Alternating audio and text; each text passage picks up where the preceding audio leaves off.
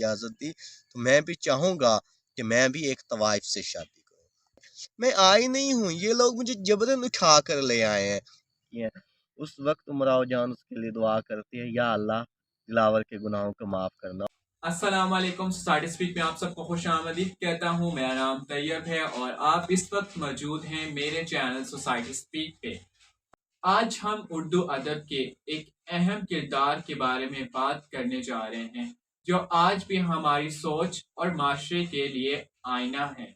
तो जी हाँ, वीडियो के टाइटल से आपको पता चल गया होगा कि हम उमराव जान की कहानी के बारे में बात करने वाले हैं। उमराव जान का नाम सुनते ही हमारा जहन एक तवाइफ का तस्वुर करने लगता है, लेकिन क्या हमने कभी सोचा है कि उमराव जान की कहानी इस एक लफ्ज पर महदूद नहीं है, बल्कि ये कहानी है एक औरत की, उसकी शनाख्त की, खुद की तलाश की और उसके एहतबार के सफर की। तो इस वीडियो में हमारे साथ एंड तक रहिएगा ताकि आप और मैं मिलकर उमराव जान की जिंदगी के सच्चे और सबक आमूज पहलुओं को मिलकर दरियाफ्त कर सकें, एक नौजवान की जुबानी जो कि उमराव जान की जिंदगी से बहुत ज्यादा मुतासिर हैं और उनको अपनी जिंदगी में ऐसा रोल मॉडल देखते हैं। तो वीडियो की तरफ जाने से पहले मैं दरख्वास्त करूंगा कि वीडियो को लाइक करें, सब्सक्राइब करें और कमेंट सेक्शन में अपनी राय का इजहार करना मत भूलिएगा। है तो आज हम बात करने वाले हैं कल्चरल और हिस्टोरिकल पर्सपेक्टिव के हवाले से कि हमारी हिस्ट्री के अंदर कुछ ऐसे लोग हैं कि जिन्होंने अपनी एक हिस्ट्री बनाई है और कल्चर में बड़ा नाम कमाया है, लेकिन वो बहुत कम मशहूर हैं। जैसा कि अगर हम बात करें उमराव जान की, तो आप उमराव जान के बारे में क्या जानते हैं? देखें, जहाँ से ये बात शुरू होती है कि उमराव जान को जो भी लोग हिस्ट्री से या अदब से कनेक्ट हैं, यानी कि उनका इंटरेस्ट है, तो उन्हें कौन नहीं जानता। उन्हें उन्हें लखनऊ की मलका तवाइफ भी कहा जाता है। और जहाँ पर अगर हम उनकी हिस्ट्री को शुरू करें तो हम उन्हें बिल्कुल मलका तवाइफ नहीं कहा जा सकता। ना तो वो तवाइफ थी, ना वो तवाइफ के कोठे पर पैदा हुई, और ना वो दूसरी तवाइफों जैसी थी। वो तो फैज़ाबाद की मिट्टी में पली एक अमीरन थी, जो अमीरन से फिर उमराव जान बन गई। असली रीज़न ये थी कि बचपन में ही उसके फादर ने एक पंचायत में, यानी कि एक किसी जज की अदालत में, उस वक्त तो पंचायत ही मशहूर थी, उसमें एक डाकू के खिलाफ बयान दिया था। उसने उसे देखा था तो उन्होंने गवाही दी कि इस बंदे ने वाकई ये जुर्म सरजद किया है। तो जो उसको कैद भी हो गई थी, जब वो वापस आया तो उसने उस बंदे से बदला लेने के लिए उसकी बच्ची को किडनैप कर लिया, जो जिसकी उम्र ज़्यादा से ज़्यादा उसे 9 से 10 साल थी, और उसे कुछ पता नहीं था दुनियादारी में क्या है। वो तो अपने सारा दिन अपने पेड़ के नीचे, पिपल के नीचे बैठकर खेल कर जो है अपने पापा का इंतज़ार करती थी कि वो कब उसके लिए तो जो है पताशे लेकर आए। तो एक दिन उसने उसे, जब उस बंदे का नाम पीर बख्श और दिलावर था, दिलावर तो उसे कत्ल कर देना चाहता था, लेकिन पीर बख्श ने कहा, जो उसका फेलो था, दोस्त था, उसने कहा इसे क्यों कत्ल करते हो, क्यों ना हम इसे लखनऊ ले चलें, उधर इसे से कोठे पे बेचें और अपने पैसे कमाएं। तो उस वक्त जब उसे पेश किया गया था खानम साहब के हवाले से, जो मलका की सबसे ऊंची कोठे की हैसियत थी, और सबसे ज़्यादा कोठे का नाम लखनऊ में खानम साहिबा का ही था। जब उनके आगे उन्हें पेश किया गया था तो वो खानम साहिबा से बहुत इंस्पायर हुई थी, वो उनसे बहुत इंस्पायर हुई। जब वो उनके गले मिली तो उन्होंने प्यार से, जब उनसे उसका नाम पूछा तो उन्होंने कहा अमीरन। तो उन्होंने कहा कि कहाँ से आई हो? वो कहती है मैं बंगला से आई हूँ। एक उसकी और फेलोज होती है, बुआ, उसका नाम बुआ हुस्नी नाम होता है। वो कहती है अरे बंगला कहाँ रहा? तो खानम साहब उसे समझाती है, पागल, आपको इतना पता नहीं, बंगला फैज़ाबाद को कहा जाता है। तो उसने कहा आप फैज़ाबाद से आए हो? वो कहती है मैं आई नहीं हूँ, ये लोग मुझे जबरन उठा कर ले आए हैं। देन वो कहती है खुदा झूठ ना बुलवाए, हम लोग तो बेकसूर हैं, पता नहीं कहाँ कहाँ से बच्चों को उठा के ले आते हैं। इनके वालदैन का क्या हाल होता होगा। फिर वो उनसे कीमत पूछती है कि बोलो कितनी कीमत लोगे इसकी? तो वो कहते हैं 200 दे दो हमें। तो वो कहती है, खानम साहब कहती है अगर 200 चाहिए तो फिर थाने में मिलेंगे। बुआ हुस्नी जो होती है वो अमीरन की बाजू पकड़ कर कहती है ले जाओ अपनी लौंडिया को। वो फिर कहती है 100 रुपये मिलेंगे। फिर वो थोड़ा इंसिस्ट करते हैं तो वो उन्हें 120 रुपये दे देती है। और बुआ हुस्नी कहती है कि खानम साहब अगर आप नाराज़ ना हो तो मैं उमराव की तालीम व तरबियत करूँगी। देन वो एग्री हो जाती है। तो उसकी तालीम व तरबियत वगैरह मौलवी साहब उसके हस्बैंड होते हैं जो उधर के टीचर होते हैं, जो उन्हें तालीमी जो दीनी तालीम कोठे का ये शुरू से रिवाज रहा था खानम साहब के कोठे का, कि जहाँ पर उन्हें म्यूज़िकल ट्रेनिंग दी जाती थी वहाँ पर उन्हें रिलीजियस एजुकेशन भी दी जाती थी। ये नहीं कि उमराव जान को सिर्फ गाने का शौक़ था या शायर शायरी से था, अदब से था। वो कुरान पाक भी पढ़ी हुई थी लेकिन उसने हाफजा नहीं किया हुआ था, जस्ट नाजरा किया हुआ था। और जितनी इंसानियत मैंने उमराव जान की हिस्ट्री से देखी है आज तक वो मैं किसी और फीमेल से इंस्पायर नहीं हो पाया हूँ। और लाइफ में मेरी भी ख्वाहिश है, अगर मुझे सोसाइटी ने इजाज़त दी, सोसाइटी के नॉर्म्स ने इजाज़त दी, तो मैं भी चाहूँगा कि मैं भी एक तवाइफ से शादी करूँ और ज़माने को दिखा दूंगा तवाइफ सिर्फ डोरे डालना नहीं जानती, वो घर भी चलाना जानती। जमशेद, हमें ये बताएं कि तवाइफ़ों का मकाम उनके ज़माने में और आज के दौर में किस तरह मुख्तलिफ है। इस सवाल का जवाब देने से पहले मैं एक शेर बोलता हूँ। नफ़रतों के शहर में हमको क्या मिला, जो भी मिला रंग और रूप का गुलाम मिला। है कि आज की तवाइफ़ों में और उस वक्त की तवाइफ़ों का सोसाइटी में क्या मकाम था। अगर देखा जाए तो आज के मुकाम अगर प्रेजेंटली देखा जाए तो हमारी सोसाइटी में तवाइफ़ों को कोई रिस्पेक्ट नहीं दी जाती है, बल्कि उन्हें रंडी के नाम से पुकारा जाता है। और हम उसे उन्हें जस्ट हैप्पीनेस के अलावा आज के दौर में हम उनका कोई यूज़ नहीं करते हैं। अगर प्रीवियसली यानी कि पिछली सदी में देखा जाए तो उनका बहुत आला मकाम होता था कि वो अपने फ़न की बहुत महारत रखती थी, गाने में यानी कि शायरी में, सेल्फ रिस्पेक्ट में उनका एक अपना म्यार होता था। और जिस कोठे से उमराव जान साहिबा का तल्लक था, खानम साहब का कोठा तो वैसे भी एक म्यार रखता था, एक मकाम रखता था। दूसरे कोठे में रंडियों की कोई खपत नहीं होती थी, लेकिन ये है कि अदब के लिहाज से वो कहा जाता है कि जौहरी जो होता है वो वो पहचान करता है। हीरा बेशक खुद अपनी चमक से वाकिफ नहीं होता है, लेकिन बस जौहरी को ही उसकी पहचान होती है। तो उस ज़माने में बहुत से लोग थे जो अदब से बहुत इंटरेस्ट रखते थे, जिनमें नवाब सुल्तान खान थे, नवाब शुजात अली खान वगैरह, नवाब सिराजुल दौला वगैरह। ये ऐसे नवाबीन हैं जो अदब से जस्ट जो है तवाइफ के जिस्म से या उनके सेक्स से उनका तल्लक नहीं होता था, यानी कि उनके फ़न से होता था। उनकी आवाज़ उन्हें बहुत इंस्पायर करती थी और उनकी आवाज़ में जो पोइट्री यानी कि प्योरनेस पाई जाती थी उसकी तो क्या बात। तो जमशेद, सोसाइटी में उमराव जान की रिप्रेजेंटेशन को आप कैसे देखते हो, और क्या आपको लगता है कि उनके रोल को री इमेजिन करना चाहिए।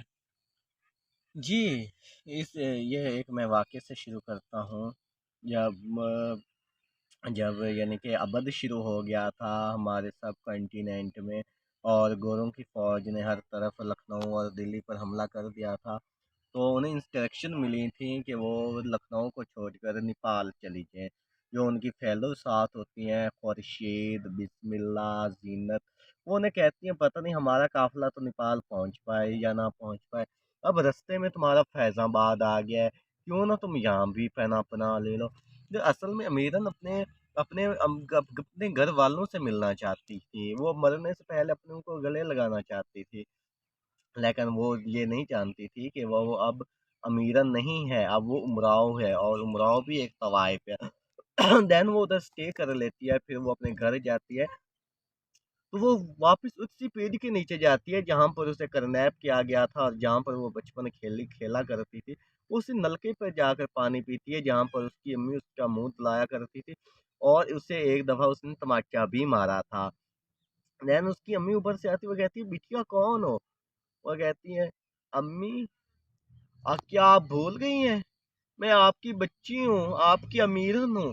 पहले वो गले लगाती है, फिर कहती है, "अम्मी अब्बू हमें छोड़ के चले गए हैं।" फिर उसकी अम्मी छोड़ ही देती है, उसे कहती है, "मैं आपके साथ अपना दुःख शेयर नहीं करूँगी।" क्योंकि आप एक तवाइफ हो, आप अमीरन नहीं हो, आप तो उमराव हो जो पता नहीं कहाँ से गलीजत से भरी ज़िंदगी लेकर आप दोबारा फैज़ाबाद में आ गई हैं। उस वक़्त अम्मी से गिला करती, "अम्मी जब मैंने एक अंगूठी गँवाई थी तो आपने मुझे एक तमाचा मारा था। अब तो मैं सब कुछ गँवा के आ गई हूँ, इज़्ज़त, शोहरत, घर-बार सब कुछ। अब आप मुझे मारती क्यों नहीं?" देन उसका भाई आकर जमाल उसे आकर कहता है, "ये ममता की मारी आपको नहीं मारेगी, लेकिन आपकी ये ख़्वाहिश मैं पूरी कर सकता हूँ। थप्पड़ ही तो क्या, मैं आपका गला भी दबा सकता हूँ। जिस तरह आपने इस घर की आबरू को दलदल में धकेला है, आपको तो जीने का हक भी हासिल नहीं है। आपको तो चुल्लू भर पानी में डूबकर मर जाना चाहिए।" तो उस वक़्त उमराव जान एक सबक देती है, "जमाल आप तो ऐसा ना करो। जब से पैदा हुई हूँ, आज तक मुझे किसी ने बहन नहीं कहा। एक माँ जहाँ भाई था, वो भी वापस उसी दलदल में, उसी बाज़ार में भेज रहा है। बहुत अफ़सोस की बात है उमराव, बहुत अफ़सोस की बात है जमाल।" वो कहता है, "अब यहाँ क्यों आई हो हमें दलदल में धकेलने, अगर बदनाम कर ही चुके हो?" वो कहती है, "मैं अपनों को गले लगाना चाहती थी।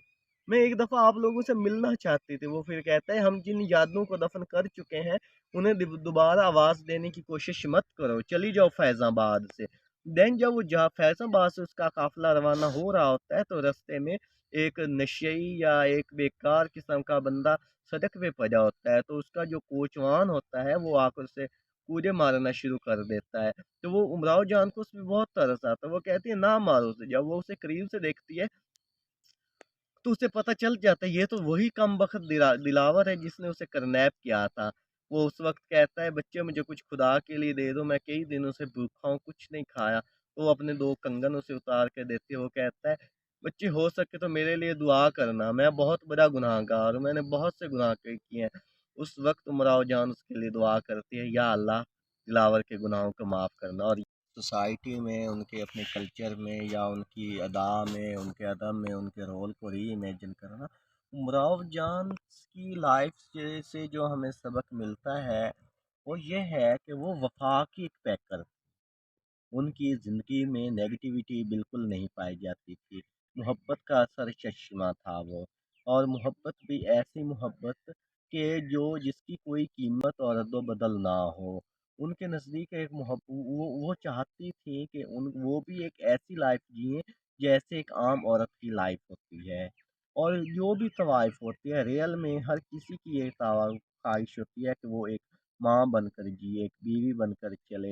यानी कि उस सोसाइटी में उन जो तवाइफों का मकाम है, उसमें वो कोई नहीं रहना चाहती, हर कोई इस दलदल से निकलना चाहती है। लेकिन हमारी सोसाइटी का नेगेटिव पहलू ये है कि जब भी तवाइफ का नाम आता है, हम उसको बहुत नाम उस तवाइफ को तो क्या, हम उसके नाम को भी बहुत बुरी निगाह से देखते हैं, और हमारा तो जो माइंड सेट होता है, माइंड का मतलब होता है, फ़ौरन ही दूसरी तरफ निकल जाता है।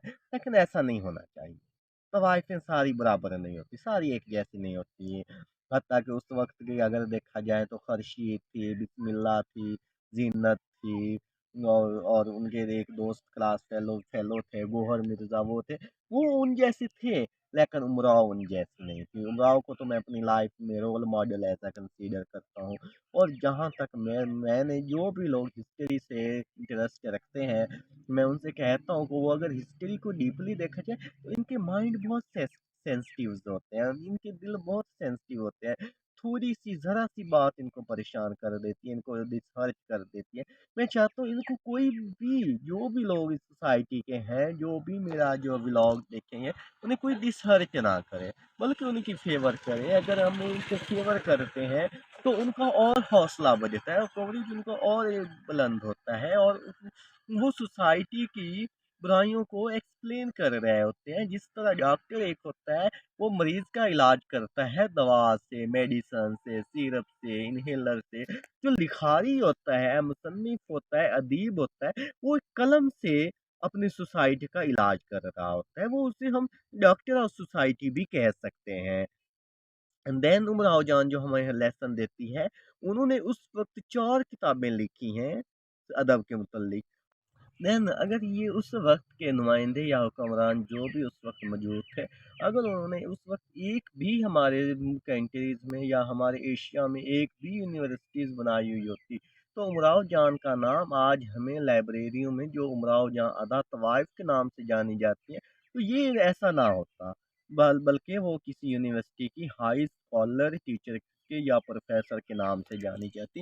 مجھے حیرت ہوتی ہے، میں اس بات سے کافی حیران رہ جاتا ہوں کہ اتنی ذہین ایک کوٹھے پر بیٹھ کر جو اپنے 4 دیوان لکھ سکتی ہے، اگر ریئل میں وہ کسی اسکول کسی کالج میں اس نے یا یونیورسٹیز میں گئی ہوتی تو اس نے کیا کرنا تھا؟ صرف ایک ٹیچر تھے اس کے، مولوی صاحب، جس نے انہیں شاعری کا فن وغیرہ سکھایا تھا۔ فیمیل کے لیے، عورتوں کے لیے یا لڑکیوں کے لیے یہ ہے کہ اگر وہ کچھ کرنا چاہتی ہیں تو وہ اپنے حق میں سٹینڈ لیں۔ اگر امراؤ جان اس وقت کوٹھے پر بیٹھ کر اپنے 4 کتابیں 4 دیوان لکھ سکتی ہیں تو آج وہ سب کچھ ہم لوگ کیوں نہیں کر سکتے؟ آج کل تو ہمارے پاس فیسلٹیز بھی بہت موجود ہیں، اسکول، کالجز، یونیورسٹیز، کسی چیز کی کمی نہیں ہے، لیکن نہیں، ہم آج کے دور میں ایسا نہیں کر رہے ہیں، لیکن ہمیں کرنا چاہیے۔ لیکن انسان جتنا بھی مشکل میں کھڑا ہو، جتنا بھی مشکل میں کھڑا ہو، اس کے پاس نکلنے کا ایک راستہ ضرور ہوتا ہے۔ میری دین پھر آپ لوگوں سے ریکویسٹ ہے فیمیل سے کہ وہ اپنے اندر پائے جانے والے فن کو اجاگر کریں، چاہے ان کا گھرداری میں فن ہے، کوکنگ میں فن ہے، ڈریسنگ میں فن ہے، جو بھی اپنے فن کو تلاش کریں۔ معاشرے میں یہ آپ کی کامیابی کا ایک بہت بڑا زینت ہے، ذریعہ ہے کہ جو بھی جینڈر اپنے فن کو پہچان لیتا ہے، اپنی صلاحیت کو پہچان لیتا ہے، وہ یقین جانے وہ ویری سکسیسفل ان ہر لائف اور ہز لائف ہوتا ہے۔ پوری بات کا اختتام اس ایک شعر پہ کرنا چاہتا ہوں جو کہ امراؤ جان کا اپنا لکھا ہوا شعر ہے کہ تمہاری نظریں جسے بھی دیوانہ بنا دیں، تمہاری نظریں جسے بھی دیوانہ بنا دیں، پتھر پر بھی گریں تو اسے بھی پروانہ بنا دیں۔ تو یہ تھی امراؤ جان کی کہانی، جو کہ ایک عورت کی خود کی شناخت اور اعتبار کا سفر تھا، جو نہ صرف اردو ادب میں بلکہ ہمارے معاشرے میں بھی ہمیں زندگی کی تلخ حقیقتوں سے روشناس کرواتا ہے۔ یہ کہانی ہمیں بتاتی ہے کہ معاشرے کا بنایا گیا کردار کس طریقے سے خودداری اور آزادی کی زندگی جی سکتا ہے۔ اس ویڈیو کو دیکھنے کے بعد آپ اپنی سوچ اور رائے کا اظہار کمنٹ سیکشن میں ضرور کریں۔ ملتے ہیں ہماری اگلی ویڈیو میں، تب تک کے لیے اپنا اور اپنے پیاروں کا خیال رکھیں۔ خدا حافظ۔